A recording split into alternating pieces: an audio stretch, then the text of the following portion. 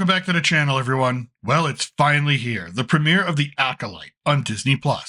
This was already a controversial show before it even hit streaming. The director is connected to Harvey Weinstein, Star Wars under Kathleen Kennedy has become a propaganda machine for social justice issues, the recent television shows and movies have been not very good, with a couple of exceptions, and half, or more than half of the fan base has been ostracized for voicing negative opinions about the content. I purposely did not watch any commentary or opinion-based videos about The Acolyte. I made that mistake with X-Men 97, a show that most told me would be a disaster, but turned out to be absolutely incredible. I did not want to fall into that doldrum a second time, so I patiently waited for The Acolyte to premiere. And my overall opinion? Well, as always, let's start with the good before we get critical. The cinematography was really good.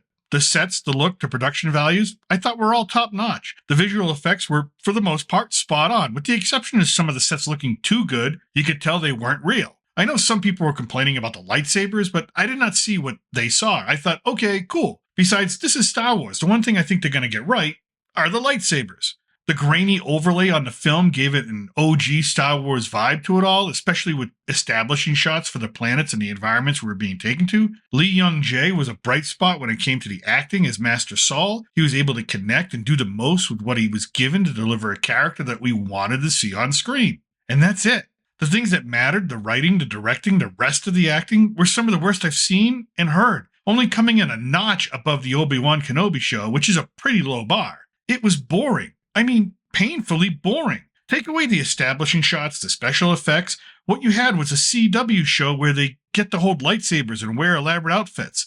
I kept nodding off every time I had to listen to Amanda Stenberg speak, or whenever Rebecca Henderson, an absolute plank of wood, was on screen, and my hopes that Charlie Barnett would bring some energy to the show were also dashed. Just boring, and everything they had to say was so predictable. And that's where it all starts, the writing. The Acolyte is basically a mystery show, a murder whodunit wrapped in $180 million on the most expensive cosplay around. And you don't even care about the victims or care about anything really, because you have nothing to base it on. There is no emotional anchor established for the audience to grab a hold of, to invest in. And all of it is orchestrated by a writer-director who seems to have a need to take established lore and twist it into something grotesque just to make a point. What that point is? Who cares? But apparently, according to this writer, the Jedi are the bad guys. They torture prisoners. They challenge each other on any emotion one of them may have. They have no problem roughing up children. They are implicated in mass murder. They are easily fooled. They are overly reliant on technology. They are not intuitive. They are not intelligent, and actually to the point of being absolutely incompetent. They are an overbearing reactionary police force that lacks any moral authority or social credibility. This is supposed to be the high point of the Jedi's existence, and they are portrayed as some bureaucratic machine stuck in red tape and political correctness. Never mind that the opening scene, the big fight that has been in all the trailers, doesn't make any sense. The Acolyte is an assassin. Apparently the first assassin that announces that they are there to assassinate and show their face at the same time. What kind of assassin follows that code? A stupid one. And yes, Carrie-Anne Moss is in the show for about 5 minutes, because we all know she's the one that is murdered first. So, Carrie-Anne Moss fans, you've been baited and hooked. As far as how the Force works, well, in The Acolyte, it works however you need it to work for the script. Carrie-Anne Moss can use the Force to freeze her attacker in place, but she cannot focus on 2 daggers at once. Why not just freeze your attacker in place and then take them out while they cannot move, so the rest of the plot can happen? Why did she wait to take out her lightsaber until halfway through the fight, relying on martial arts skills against a person